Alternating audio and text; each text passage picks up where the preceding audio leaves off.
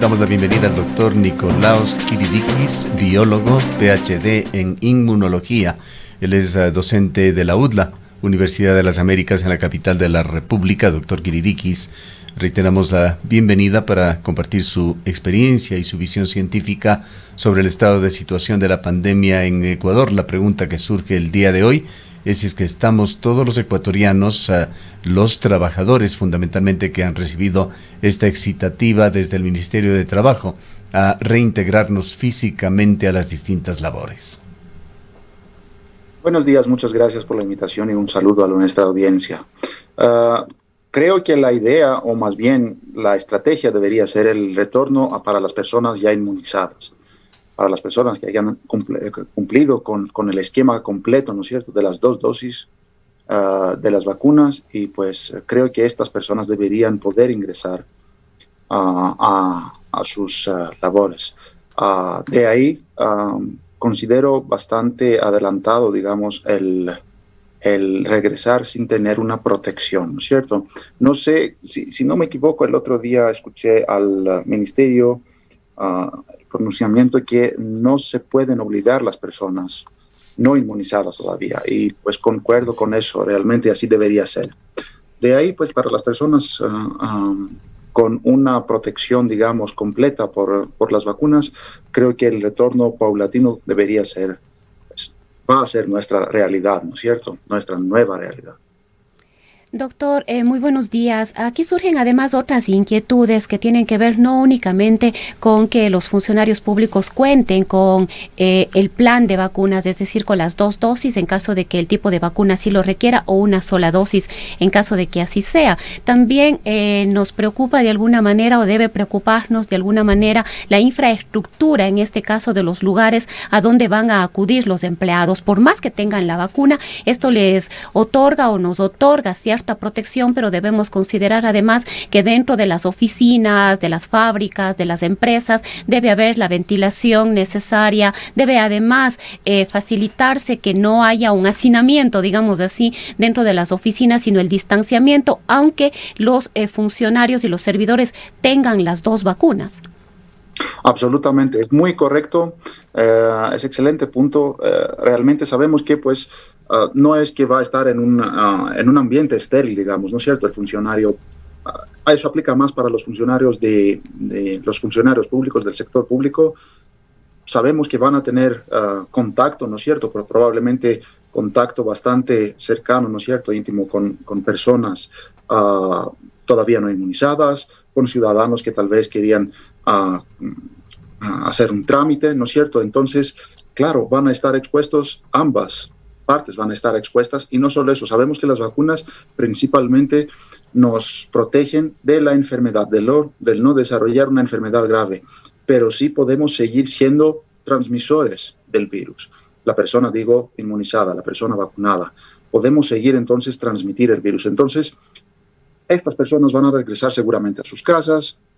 Tal vez en sus casas no cuentan con una inmunización completa del resto de los miembros de la familia, ¿no es cierto? Y podrían transmitirles el virus, incluso en personas todavía vulnerables, ¿no es cierto? O de mayor edad, o personas con otras comorbilidades, y obviamente eso podría causar, ¿no es cierto?, una enfermedad grave a estas personas más bien, no a las personas vacunadas, sino a las personas que todavía no han recibido, ¿no es cierto?, una vacuna.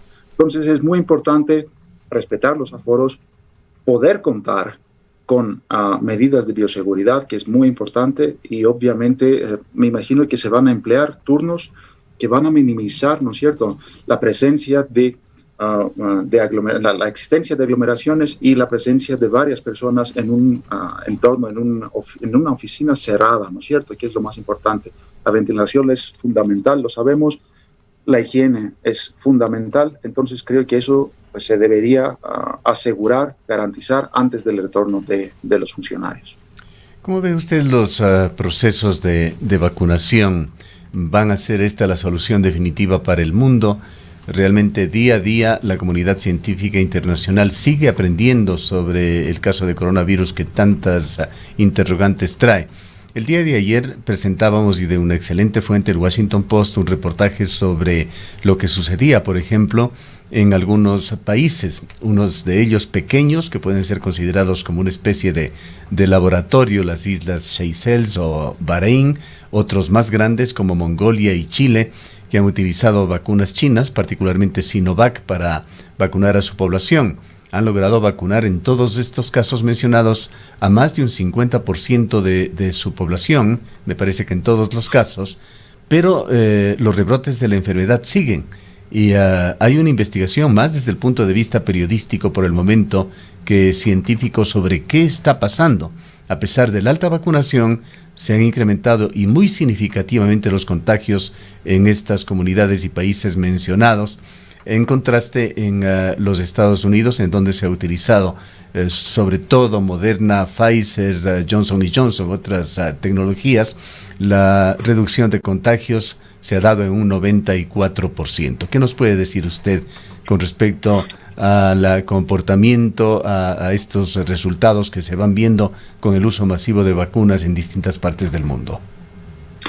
Creo que es verdad lo que usted menciona. Creo que debería ser nuestro indicio, digamos, de la efectividad de estas vacunas, no la tasa de contagios, sino la tasa de muertes o la tasa de hospitalizaciones. Como acabamos de mencionar, estas vacunas nos protegen de la enfermedad grave, no necesariamente de la infección. Eso significa que la persona inmunizada puede seguir contagiándose, infectándose, pero va a desarrollar una enfermedad leve o incluso asintomática.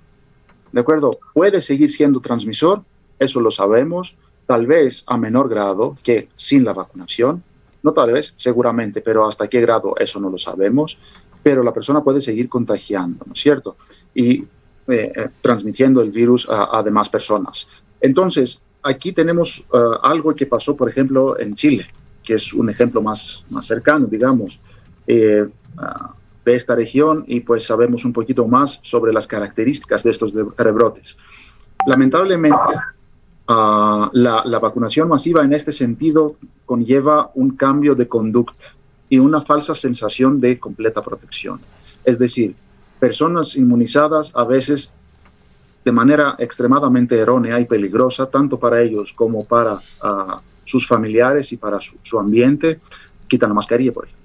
Dicen, ya estoy protegido, entonces puedo quitarme la mascarilla. Y eso es muy erróneo, muy peligroso. Como dijimos, pueden seguir siendo transmisores e incluso pues, pueden transmitir este virus en personas todavía vulnerables, por una parte.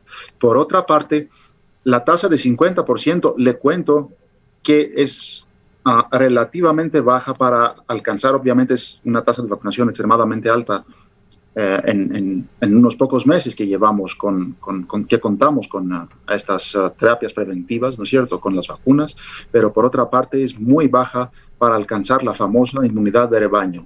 Sabemos que circulan hoy día nuevas variantes extremadamente más transmisibles que las anteriores o la inicial cepa de Wuhan.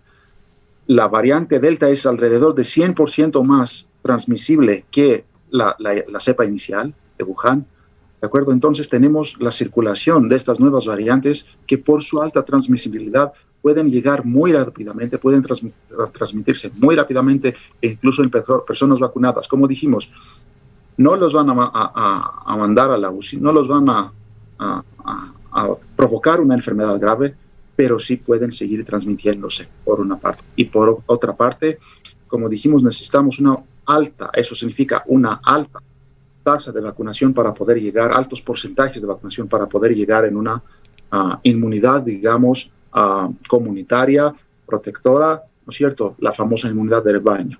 Lo que se ha visto es un desplazamiento más bien de los contagios, desplazamiento etario, es decir, tenemos menos contagios en personas de grupos etarios que sí han recibido las vacunas y más bien tenemos un desplazamiento hacia poblaciones más jóvenes que por esta falsa sensación, digamos, de seguridad, comienzan a retomar actividades, a salir en fiestas, a aglomerarse y obviamente a transmitir el virus entre sí y posteriormente a sus familias al regresar a la casa.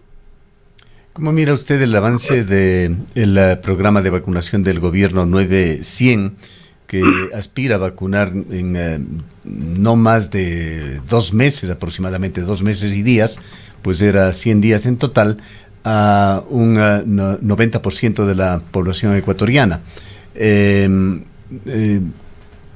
Hay decisiones que ha venido, o anuncios más bien, que ha venido dando el gobierno en esta semana. Uno de ellos es de que las vacunas CanSino, que anunció que se había cerrado un negocio de 6 millones de dosis y que es de aplicación única de una sola dosis, no iban a ser entregadas a Ecuador, que había problemas de fabricación y que en compensación se había cerrado un negocio con Sinovac por 7 millones de vacunas. Y por otra parte también se anunció hace 2 días que el gobierno norteamericano iba a donar 2 millones de vacunas Pfizer. Con estas noticias que el propio gobierno va generando, ¿cómo ve usted el avance de este plan? Es un plan bastante ambicioso.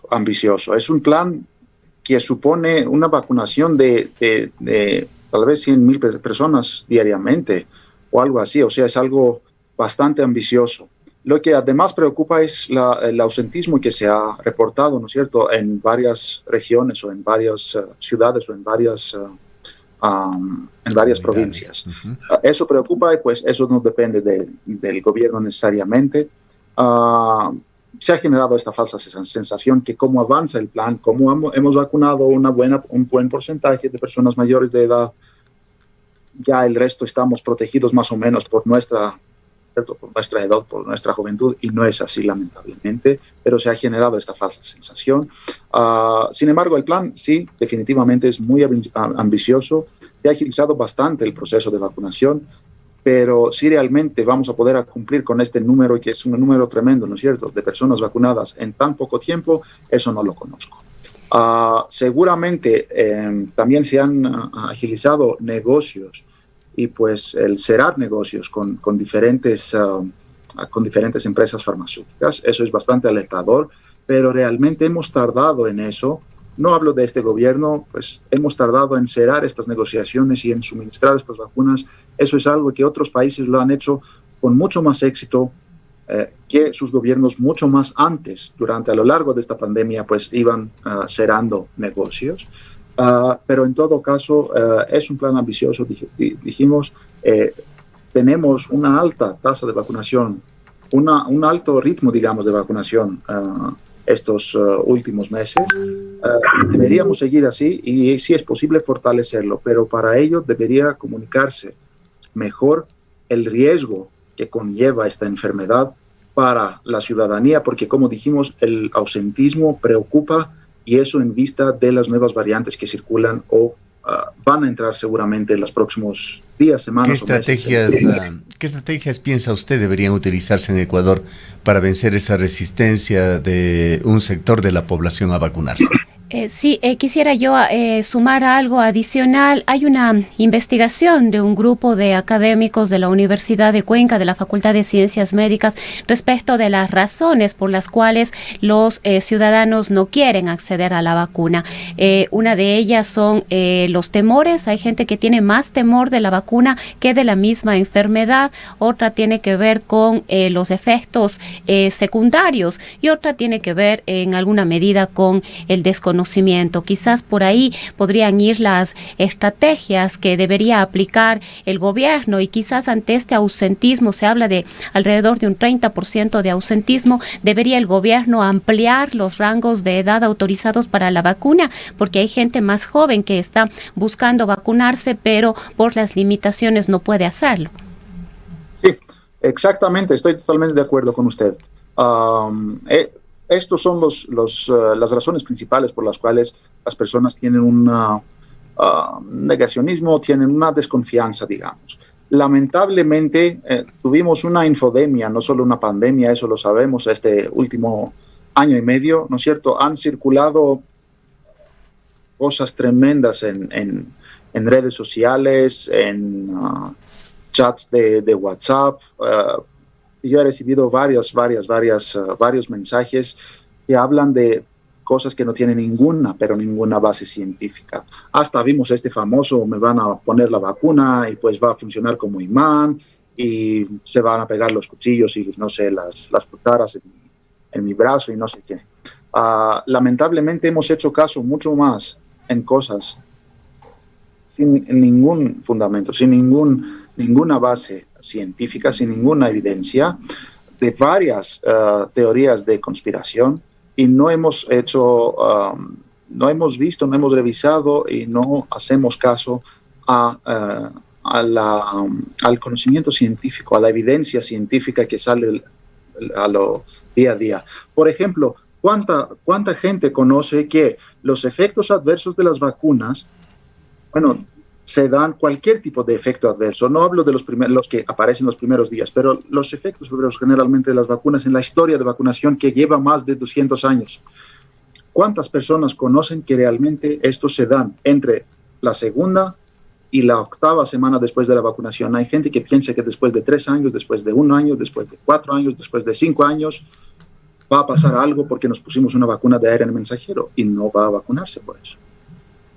¿Cuánta gente entonces conoce que el plazo realmente, la ventana de cualquier, del desarrollo de cualquier tipo de efecto adverso es de 2 a 8 semanas, sin cambio, en toda la historia de vacunación? Entonces, claro, esta gente va a pensar que pues ahora no vemos nada, estamos protegidos, no vemos ningún efecto adverso muy importante, salvo los primeros 1 o 2 días que tal vez me va a dar una fiebre, una cefalea, un dolor de cabeza, ¿no es cierto? Un dolor muscular, pero ¿qué va a pasar después de 1 año? Pues no va a pasar nada después de 1 año, según la experiencia que tenemos de más de 200 años.